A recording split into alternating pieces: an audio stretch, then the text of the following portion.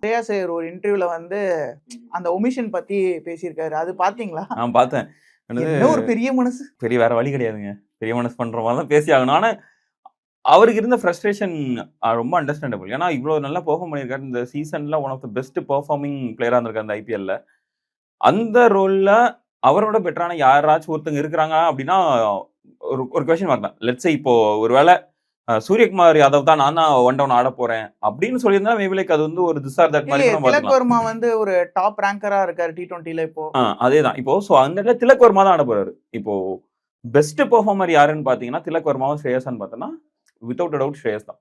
எனக்கு தெரிஞ்சு இதுல அவங்க திலக் வர்மாவை எதனால ப்ரொமோட் பண்றாங்க அப்படின்னா இஸ் யங், 23-24 வயசு தான் ஆகுது. ஸ்ரேயஸ் ஐயர் அப்படி கிடையாது, 30s என்டர் ஆயிட்டார். அப்படின்னும் போது திலக் வர்மாவை தான் கொஞ்சம் ப்ரொமோட் பண்ணுவாங்களோ அந்த ஒரு காரணத்துக்காக தான் ஸ்ரேயஸை வெளியே உட்கார வச்சிருக்காங்கன்னு தோணுது.